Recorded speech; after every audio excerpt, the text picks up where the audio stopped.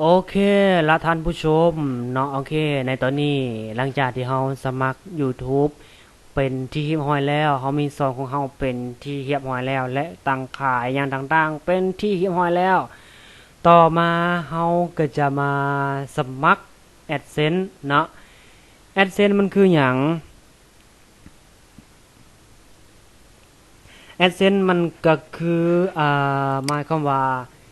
เมื่อเฮาได้เงินจาก YouTube เนาะจากที่ว่า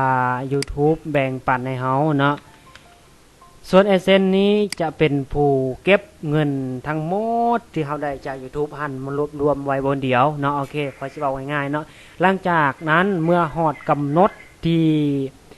เฮากำหนดไว้ว่าจะเป็น100เหรียญ1,000เหรียญก็แล้วแต่เนาะคือทาง AdSense นี่จะเอาเงินทั้งหมดนี่โอนเข้าบัญชีให้เฮาเนาะโอเคเอาอ่าก็คือก่อนที่เราจะสมัคร AdSense เนาะก็คือเรามีช่อง YouTube แล้วเนาะปึ้งแบบนี้เนาะอาจจะมีอันนี้อาจจะบ่ทันสมบูรณ์อัน2ค่อยเนาะก็คือช่องสมัครใหม่นะโอเคปึ้งในทีนี้เราเข้าไปที่ปรับแต่งช่องเบิ่งก่อนเนาะโอเคปรับแต่งช่องแล้วมันจะเข้าไปที่ Creator Studio นะโอเคนะและหลังจากอันนี้จะเป็นเวอร์ชันใหม่ขอจะขอเป็นเวอร์ชันคลาสสิกโอเคหลังจากนั้นเนาะมาหน้านี้มาในเดสบอร์ดนั่นแหละเนาะโอเคในหน้าเดสบอร์ดหลังจากนั้นเรามาเบิ่งซ่องเนาะโอเคในซ่องนี้มันก็จะมีค่าเริ่มต้นอันนี้จะเป็นการตั้งค่าในการอัปโหลดวิดีโอของเราเนาะสร้างแบรนด์ก็คือจะเป็นการที่ว่าเราช่างโตวปุ่มบอล subscribe นะเนาะโอเคจะมีคลิปก่อนหน้านี้เนาะหลังจากนั้นคันสูงตัวนี้จะเป็นคันสูงมันก็จะมีอย่างแน่ในคันสูงนี่เนาะก็จะมีประเทศเนาะแล้วก็คีย์เวิร์ดของซองเนาะโอเคแล้ววันนี้เราจะมาสมัคร AdSense เนาะก็คือก่อนที่จะสมัคร AdSense เนาะคอยจะมาอธิบายตัวนี้น้อยนึงเนาะ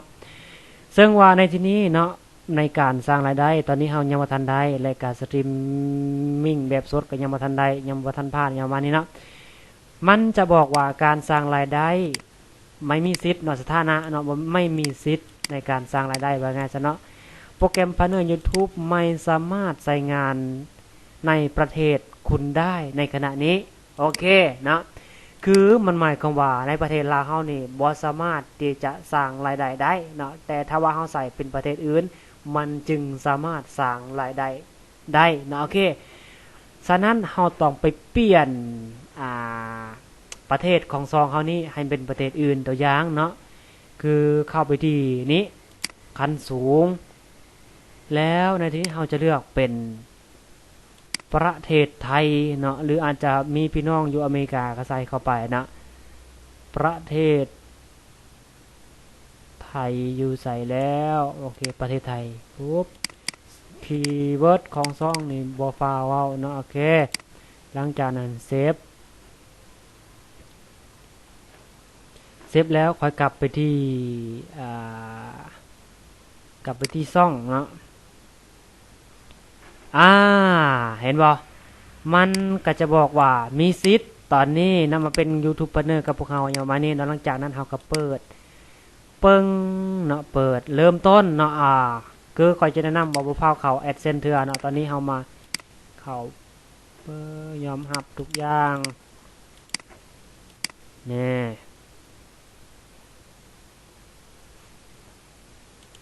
โอเคเนาะผ่านไปแล้วขั้นตอนที่หนึ่งต่อมามันว่าสร้างแอดเซนนะฮะคลิกเข้าไปเริ่มต้นเปิงคลิกเข้าไปอ๋อ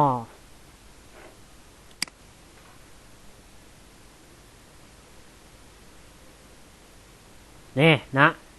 หลังจากนั้นเมื่อเราเสื่อมเข้าไปเนาะคือเสื่อมเข้าไปมันจะเป็นลักษณะนี้เนาะนี่อันนี้เว็บไซต์ก็คืออาจจะเป็น URL ของซ่องของเราแล้วเนาะ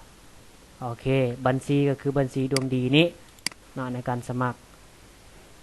ตัวนี้เนาะเป็นประเทศตัวนี้สำคัญเนาะท่านผู้ชม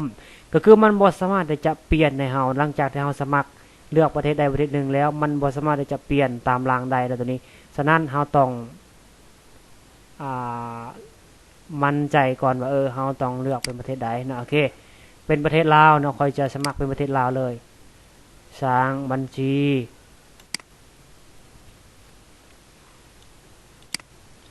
นี่เนาะตอนนี้เฮา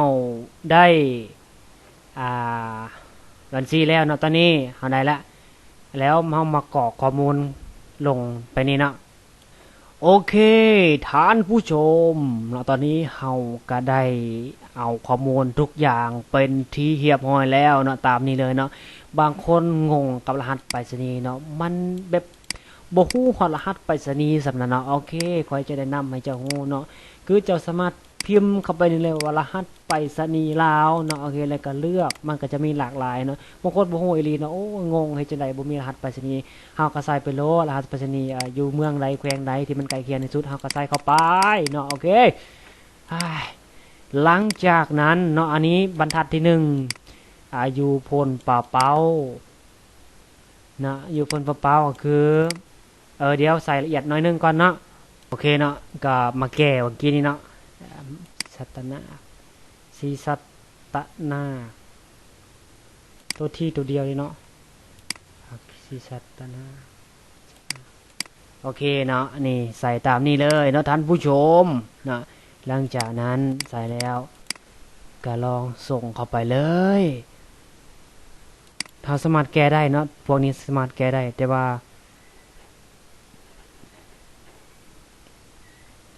ตอนนี้เฮากำลังรอท่านะโอเคนะตอนนี้ต่อไปขั้นตอนต่อไปเริ่มต้นการสร้างรายได้